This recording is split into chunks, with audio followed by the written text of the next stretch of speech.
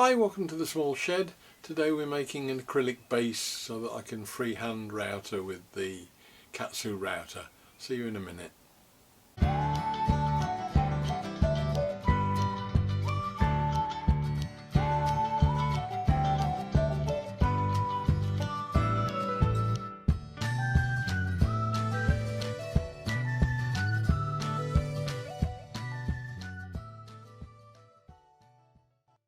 Hi, before we start, just a brief word. There's two videos gone up today that are both essentially the same video, so don't waste your time watching both. You've got enough on your hands watching one of them.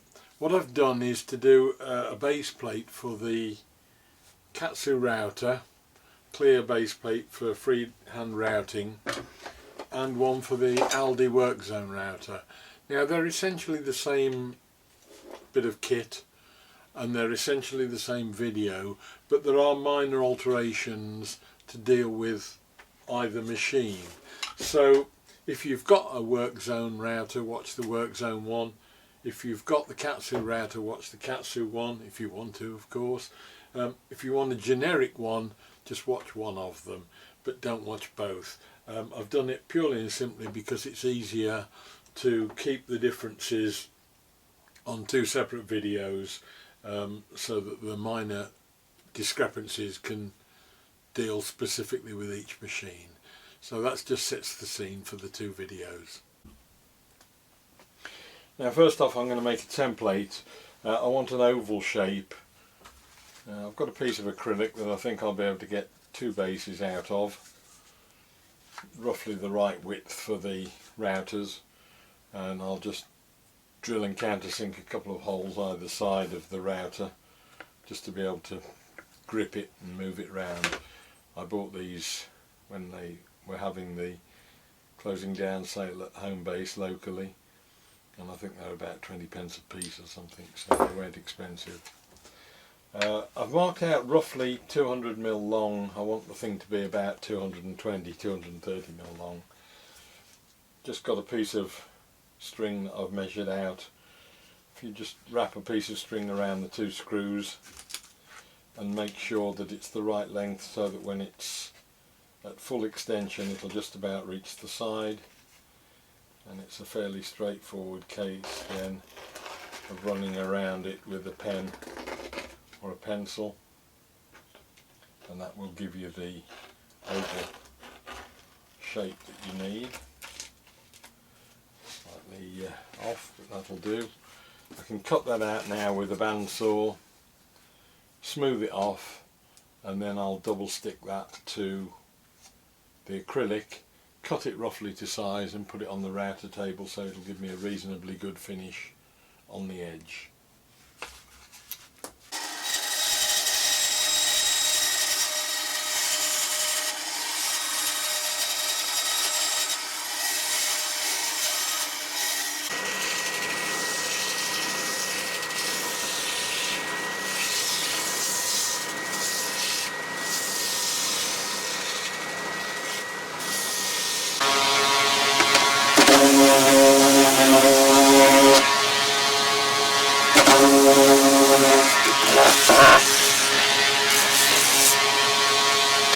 Now that's the template with the router roughly in position.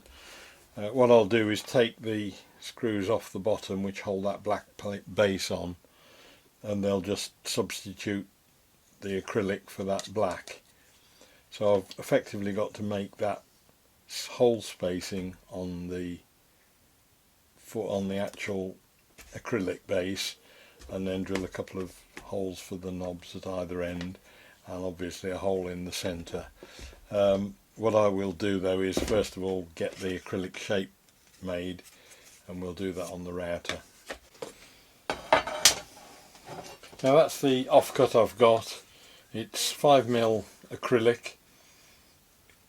This has cost me literally pence because I bought a large sheet for £5 second hand. It's got a lot of mess on it and there's quite a few scratches in it. I'm not too worried about that. The scratches will polish out, and I'm sure the muck will clean off with some thinners or something in a minute or two when I actually need to get to that level. What I'm doing is probably overkill as usual. There is no reason at all why you can't just mark your shape onto that and cut it out with a bandsaw and file it down, polish it up with sandpaper and files, emery paper, that sort of thing. I'm doing it more for practice on the router than anything, and using templates for future projects. So what I shall do is just attach that to the template by using 2 pieces of tape, masking tape. You can use double-sided tape, but it's a bit of a pain to get off afterwards. Whereas if you use a couple of pieces of masking tape on the master, and then you can just stick those 2 together with some super glue, it will pull off nicely at the end. That's the theory anyway. We will see.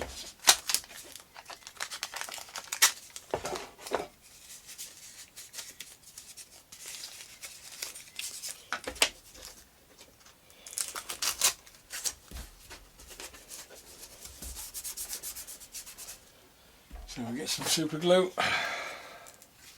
Must get a new pot because the lid's got stuck on this. Far too much there. I'll just take some of that off. Doesn't need a lot. A little bit of smear on there. Put some accelerator onto the other pieces. And put the 2 together in the right place.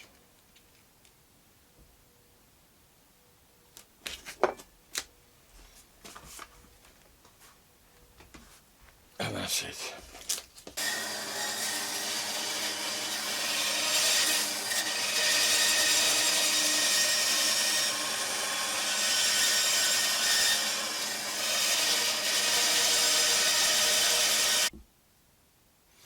Now, one thing I learnt very early on with this beast is that you don't want to get your fingers anywhere near it, and that it will soon grab hold of anything you're trying to work with and quickly throw it across the room.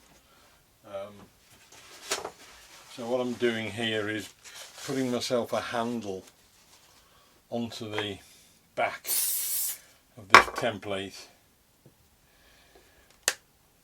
so that rather than trying to hold it like that with your fingers down at the level where the router is, and with the chance that it'll get dragged in and pull you across the router, working with a handle on top, but I can keep a lot of pressure on, but I'm well away from the machine, and it's far less likely to fly off with that pressure, downward pressure on top of it like that. So that's just a simple precaution, but it does help you keep your fingers.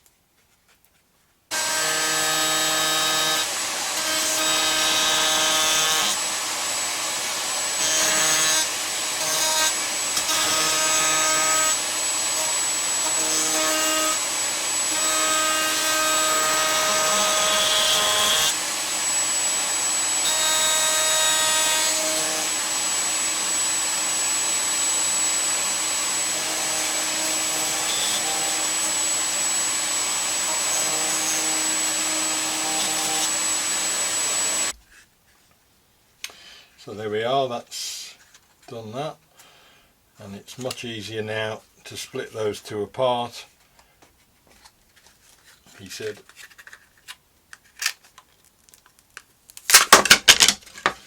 And very clean to get the masking tape off without any residue. Much better than double-sided tape. So that's ready now, just to polish the edges, drill the holes up, and just generally clean the surface of it up, and it should be ready to use. Now, to get a finish on the edge of the perspex, I just give it a reasonably good sand running down through the grits, right down to wet and dry, a little bit of soap on it, just to help lubricate it, and just run that round the edge.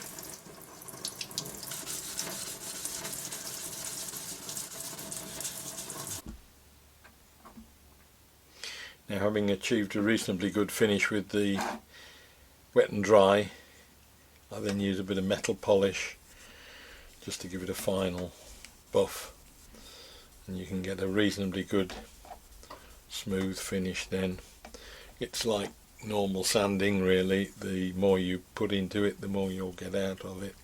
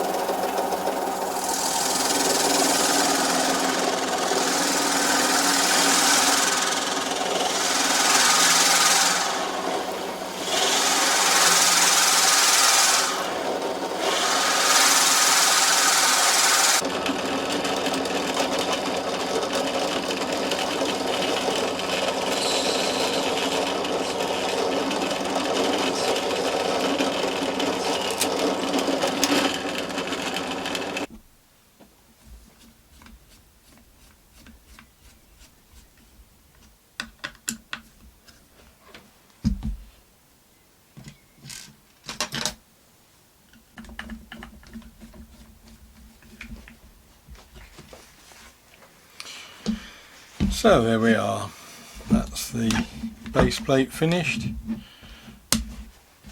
Fairly easy to do. Anything you want to make like that, you can do it with a coping saw, drill, minimal tools really, bit of sandpaper.